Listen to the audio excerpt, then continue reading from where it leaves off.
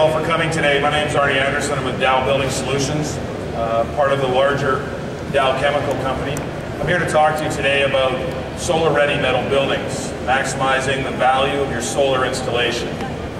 Today we're going to talk about solar in general and how a lot of folks are moving towards solar for the purpose of sustainability and a lot of good messages. But what I want to do is I want to drill into that a little bit deeper and talk about when we're going to solar and moving to sustainability, we need to put that renewable energy on a very efficient building, and that's what we're going to talk about today.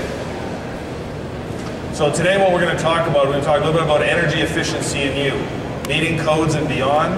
We're going to talk about a case study at Oak Ridge that we did that looked at comparing this information. And then what we're going to do is we're going to show you some difference on a model that we've built. It's available over at our booth.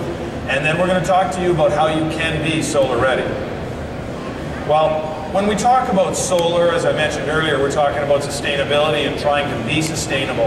I think to be sustainable, we need to be as energy efficient as we can when we're moving the sustainability message. So when we take a look at our solar, which goes on the roof of the structure, what I want to do is I want to look at this building holistically and our overall energy. So as you can see up on the slide here, on the left-hand side, we have a picture of a building, winter condition. This building's cold. I'm sure most of you are familiar with infrared thermography, and what we do is we have an infrared shot of the building on the right-hand side. What we see are all the red points where we've actually got a very high temperature on that structure. And what that's doing is that's showing us energy loss in that building. It's transferring the heating condition we're trying to keep within that building, it's transferring it to the outside of the building and causing energy loss. If you look at the places where we've got full insulation, where we've got some lower temperatures, what we've got there is the ability to actually insulate that building. So when we look at this structure, we see a lot of energy loss that we would like to somehow fix on the walls. So let's talk about that a bit. All of these structures are made of steel. Now, when we take a look at steel, we love steel for a lot of its properties, one of them being structure.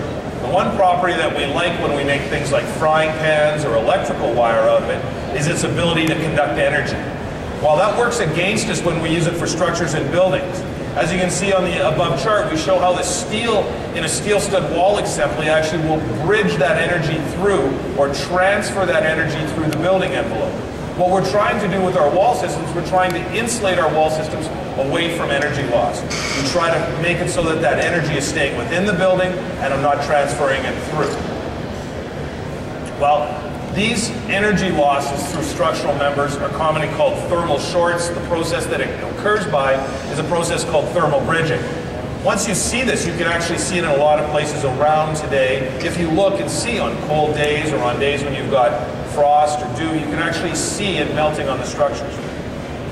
Well, heat loss leads to more energy, and we want to really energy usage. And we have to then, therefore, as we lose that energy out of the building, what we're going to have to do is we're going to have to put more energy into the building in order to maintain the level of comfort we've all grown accustomed to within the structures.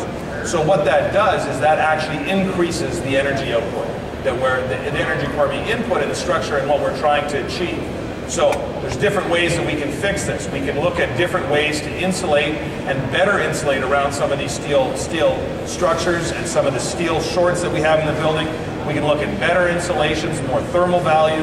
We try to make our buildings better in a lot of different ways, and really at the end of the day, this is all about trying to increase and get better efficiency out of these buildings.